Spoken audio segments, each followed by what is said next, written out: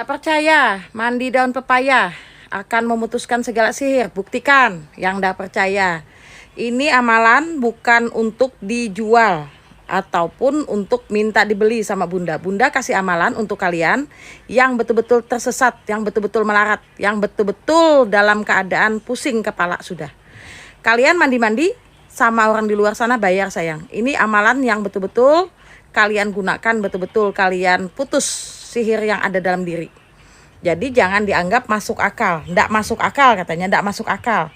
Mandi-mandi harus pakai bunga 7 rupa. Itu tidak akan membuahkan hasil sayang. Apabila kalian membuktikan, buktikan dalam diri. Mandi sesuai dengan hakikat diri, ucapan kamu kepada Tuhan langsung ya. Bagi yang tidak percaya langsung siram dari kepala. Airnya direbus dulu. Direbus semua bahan, daun pepaya, daun salam, kayu manis, daun pandan, sama garam 7 sendok. Garam kecil atau garam kasar 7 sendok kecil cukup untuk syarat. Jadi daun pepayanya serba berapa bun? Itu minimal 7. Apabila memang ada ilmu dalam diri 9 digunakan. Itu ada hakikat ya. Jadi direbus sampai masak, sampai mendidih.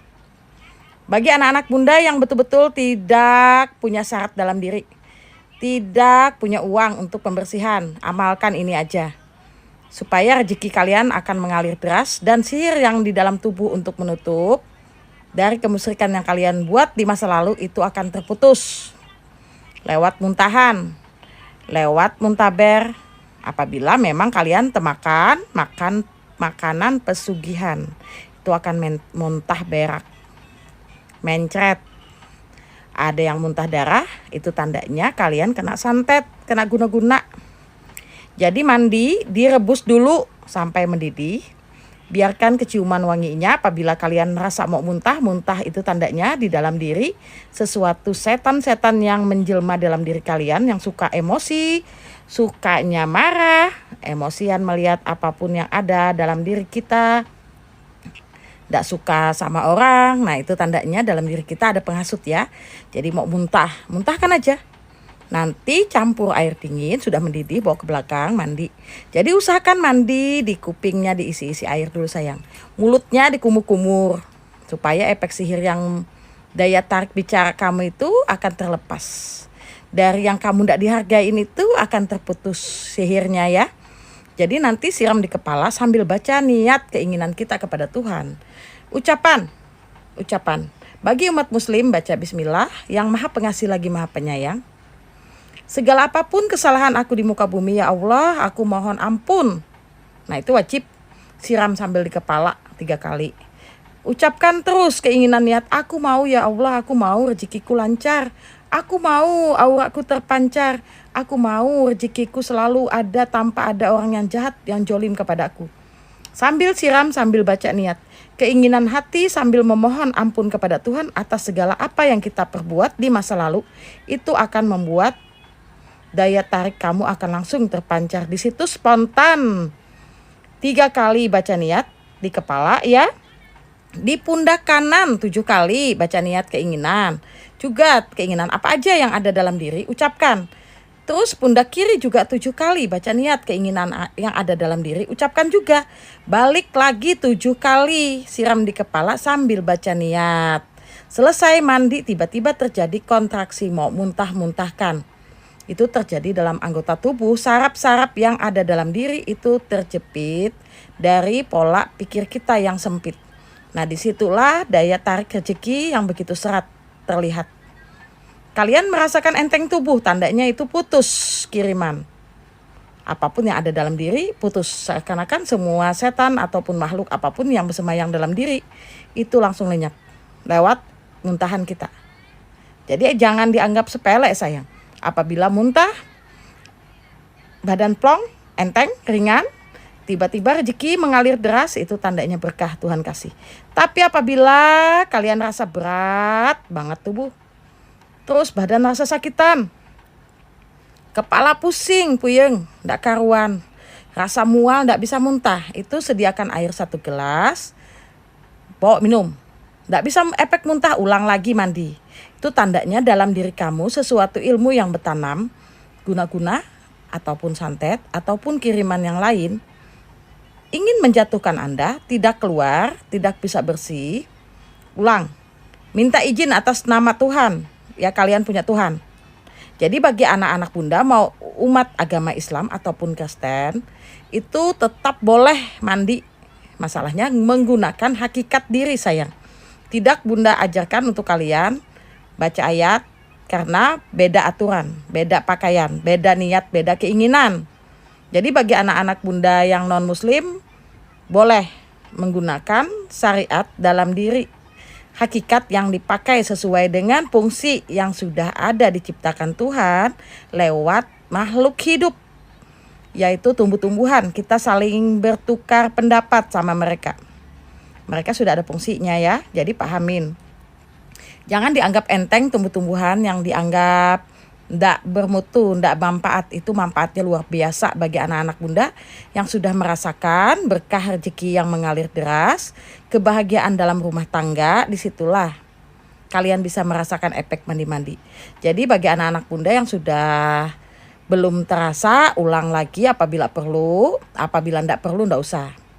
Itu seakan-akan Bunda kasih ilmu untuk kalian. Simpan video baik-baik, diamalkan untuk anak-anak cucu kalian nanti ke depannya, supaya kalian tidak repot.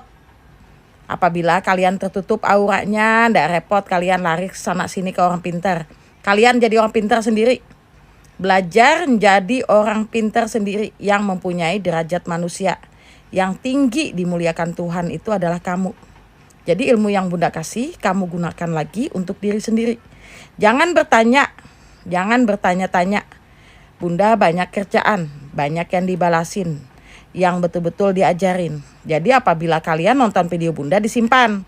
Jangan bertanya, dibagi ke Bunda lagi, ditanyakan ke Bunda lagi.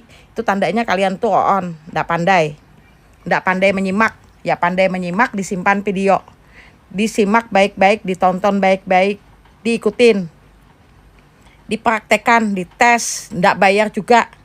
Kalian mandi sama Bunda ndak bayar. Andaikan Bunda kasih mandi sama Bunda, kalian protes, ndak ada efek, wajar. Bunda kasih ilmu. Jadi anak-anak Bunda yang tidak suka sama Bunda silahkan lewatin. Ndak usah disimpan videonya.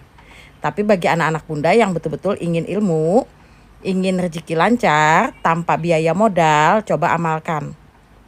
Itu macam-macam khasiat efeknya, bukan untuk pemutusan dalam sihir aja. Penarikan rezeki. Apabila rutin, besoknya dipakai lagi daun pandan direbus, biarkan airnya mewangi di dalam semerbak dalam rumah. Airnya nanti kamu kumurkan atau dibawa mandi, pembersihan, supaya daya tarik bicara kamu itu dihargain. Kasih air garam sedikit. Disiram di halaman rumah boleh, atau dimandikan boleh. Jadi apabila anak-anak Bunda yang di luar negeri tidak ada punya daun pepaya, khusus daun pandan sama garam juga bisa. Yang paling penting hakikat, tapi itu daya tarik rezeki sayang. Apabila untuk pemutusan sihir, itu wajib ada daun pepaya. Sama daun salam itu tidak boleh dilepas. Karena itu ada manfaat dan fungsi untuk tubuh. Jadi hakikatnya ada. Kelima bahan itu, kelima tangan kita, jari kita yang menggenggam sesuatu keinginan. Jadi ada hakikat ya, 5 bahan, 5 tangan, 5 jari. Disitulah keinginan kita akan dikabulkan dari 1 tangan. Dan hakikat yang dipakai sesuai dengan fungsi keinginan niat, itu akan terlaksana oleh ucapanmu kepada Tuhan. Cepat dikabulin.